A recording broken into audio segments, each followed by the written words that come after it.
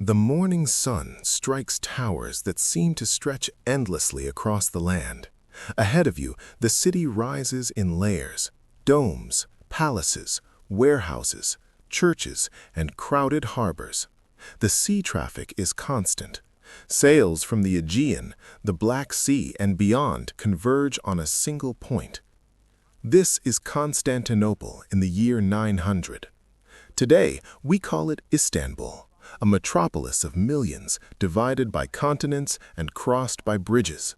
But in 900 AD, Constantinople was something else entirely: the largest, richest, and most secure city in Europe. While many Western cities were small, semi-rural, or politically unstable, this city remained vast, organized, and astonishingly sophisticated. To understand how extraordinary that was, we need to step into the world of the Byzantine Empire at one of its strongest medieval moments. The imperial capital in 900. The year is 900. The emperor on the throne is Leo VI the Wise. He governs the Byzantine Empire, the eastern continuation of the Roman Empire. Unlike Rome in the year 1000 or Paris in 1200, Constantinople in 900 was not a recovering or rising city. It never truly collapsed. The Western Roman Empire had fallen in the 5th century, but the Eastern Empire survived, reorganized, and continued to rule from Constantinople, founded in 330 by Constantine the Great. By 900, the city had been an imperial capital for nearly 6 centuries. It was not a memory of Rome. It was Rome, in its Eastern, Greek-speaking form. Modern Istanbul holds more than 15 million people. Constantinople in 900 did not reach that scale, but it was immense by medieval standards. Scholars estimate that the population in the late 9th and early 10th centuries likely ranged between 200,000 and 400,000 inhabitants, depending on stability and food supply.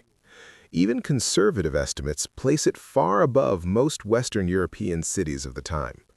To compare, Rome around 1000 may have had only tens of thousands. London in 900 likely had only a few thousand.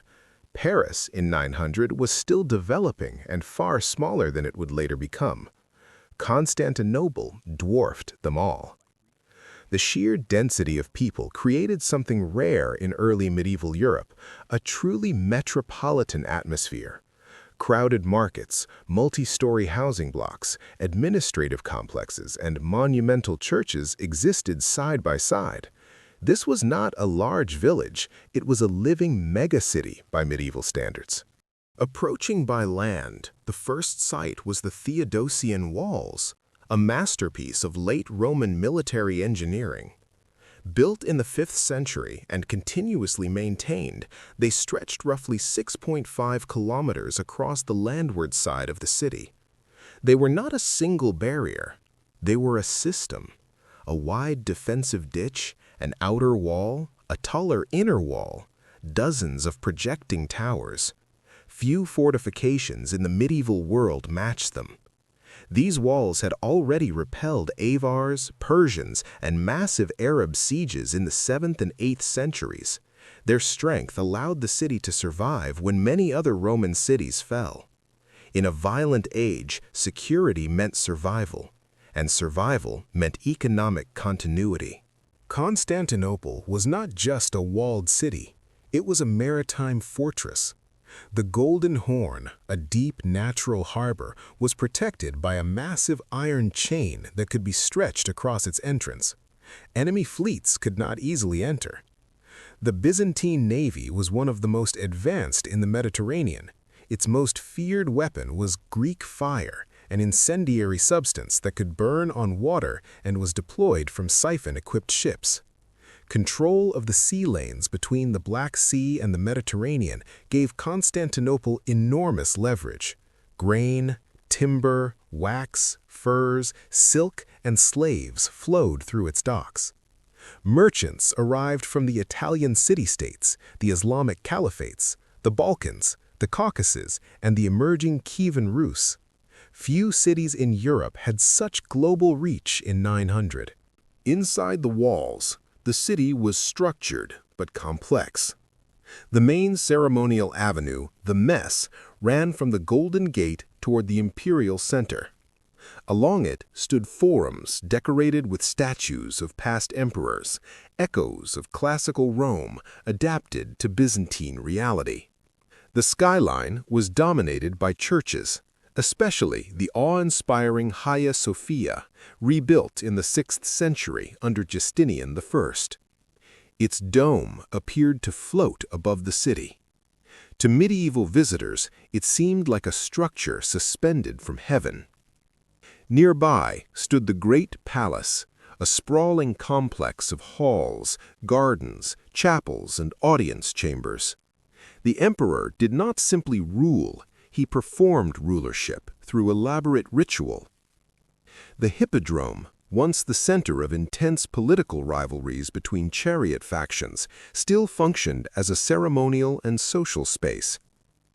Unlike the Rome of 1000, where ancient ruins stood amid fields and fortified noble towers, Constantinople's monumental core remained integrated into daily governance. One of the city's greatest strengths was infrastructure. Aqueducts brought water from distant springs. Vast underground cisterns stored reserves, including massive vaulted chambers capable of supplying the population during sieges. Roads were paved. Public spaces were maintained. State oversight ensured that basic systems did not collapse entirely.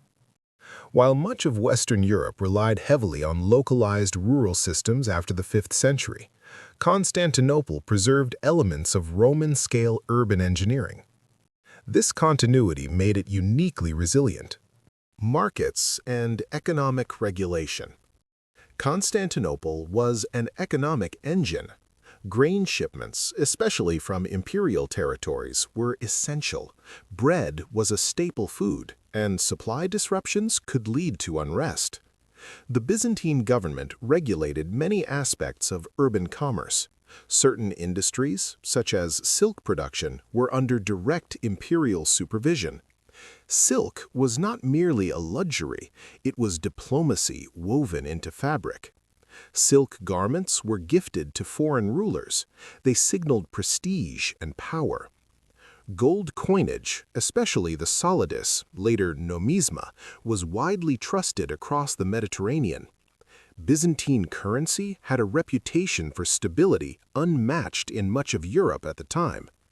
This monetary reliability made Constantinople the financial heart of the region. Daily life for ordinary people. What was daily life like? Most residents lived in multi-story apartment blocks made of brick and stone with wooden interiors. Fires were a constant danger. Streets were narrow and busy. Vendors sold fish from the Bosporus, olives, vegetables, cheese, and wine. Artisans worked in metal, leather, glass, and textiles. The smells were intense: sea salt, smoke, animals, spices, incense. Education levels varied, but literacy among clergy and officials was relatively high compared to Western Europe. Children of elite families studied rhetoric, law, and theology. The empire still valued classical learning. Yet life was not easy. Disease, fire, and economic instability were constant risks. The city's scale did not eliminate hardship, it magnified it. Religion and imperial ideology. Constantinople was the spiritual center of Eastern Christianity. The Patriarch of Constantinople was one of the most powerful church leaders in Christendom. Religious ceremony was inseparable from political life. The emperor processed through the city in ritualized displays, reinforcing the idea that imperial rule was divinely sanctioned. Inside Hagia Sophia, worship was theatrical and immersive. Incense smoke rising beneath golden mosaics, choirs chanting in echoing spaces. The emperor was not considered divine, but he was seen as chosen by God to protect the Christian order. This fusion of theology and statecraft shaped the city's identity. External threats. Despite its strength, Constantinople faced real danger. Arab armies had besieged it in earlier centuries. In the 9th century, Slavic and Bulgar powers challenged Byzantine influence in the Balkans. From the north, the Kievan Rus launched raids, dramatic assaults that reached the city's walls by river and sea. Yet the city endured. Its defensive systems, navy, and diplomatic strategy, often playing enemies against one another, allowed it to survive in a volatile world. Unlike many Western cities that shrank permanently after invasions, Constantinople repeatedly rebounded. Bureaucracy and law. Under Leo VI, legal reform was significant. The emperor compiled and updated earlier Roman laws, ensuring continuity with the ancient legal tradition. Taxation was organized and recorded. Military districts, or themes, across the empire supplied troops and revenue. This administrative sophistication was rare in Europe at the time. Constantinople functioned not just as a population center, but as the command hub of a literate, tax-collecting, law-producing state. It felt old, institutionally old, in a way that most Western capitals did not.